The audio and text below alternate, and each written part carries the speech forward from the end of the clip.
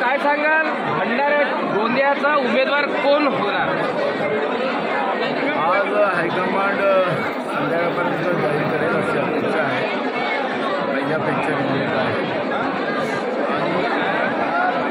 आणि जे काही मत इथं मांडलं त्यांनी हायकमांडसमोर नाही मांडलं. दोन नावं आज भंडारा गोंदिया जिल्ह्यातून आम्ही दिलेली आहे. जो निर्णय हायकमांड करेल त्याला सगळ्यांची समज. आज आपल्या नावाने 2 नामांकन फॉर्म घेण्यात आलेले आहे.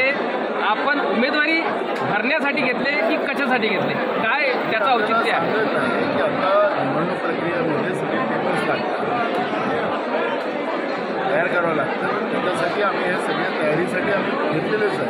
एक मोठा हे नाही आहे. जे काही आता हायकमांड निर्णय घेईल सांगितलं की जी काही जबाबदारी आज आहे माझ्या, ही जबाबदारी पण मला पूर्ण करावी लागते. भंडारा गोंदिया जिल्ह्यातील जनतेच्या भावना स्वाभाविक आहे त्या माझ्या प्रति असणार. पण आज जे काही हायकमांड निर्णय करेल तो आम्हाला सगळ्यांना मान्य राहील. त्यासाठी मुंबई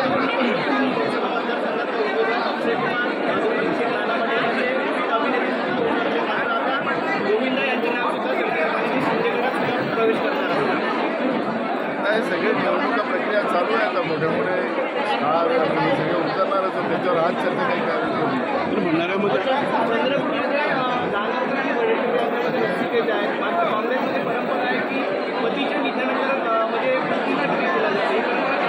आज निर्णय होतील त्याच्यामध्ये ते आपल्याला कळेल. मग साताऱ्याच्या संदर्भामध्ये काल उद्धव ठाकरेंनी त्याचा उमेदवार घोषित केला. एकीकडे महाविकास आघाडी म्हणते की आमची ती जागा काँग्रेस लढेल. सांगलीमध्ये केलेलं आहे. सांगलीमध्ये आणि सांगलीमध्ये आता अजून चर्चा त्या जागेवर त्याचमध्ये ह्या जागा चर्चेच्या असतील त्या ठिकाणी अलायन्समधल्या कुठल्याही पार्टीची त्या पद्धतीच्या गोष्टी करू नये असा अलिखित त्या ठिकाणी भूमिका असते. काल उद्धव ठाकरे साहेबांनी त्या पद्धतीचं त्या ठिकाणी घोषणा केली. त्याच्यामध्ये आजही आम्ही संयमाने त्यांना विनंती करतो. त्याच्यामध्ये चर्चेचे मार्ग आहे. आमची भूमिका आहे की आघाडी म्हणून आपल्याला पुढं जायचं आहे. त्या पद्धतीचे काही गडबड पुढं करतात असून निर्णय करतो. आज संध्याकाळपर्यंत त्याचा निर्णय होईल. त्या पद्धतीची आमची चर्चा चालू. उर्वरित जागा ज्या रखडलेल्या आहेत त्याचा निर्णय कधीपर्यंत होईल? म्हणजे पूर्व विदर्भातीलच नाही, महाराष्ट्रातील उर्वरित जागांच्या संदर्भात आघाडीचं पालन या 2-4 दिवसामध्ये होईल. आता पूर्व विदर्भामधल्या गडचिरोली असेल, चंद्रपूर असेल, नागपूर असेल, भंडारा गोंदिया असेल या जागेचं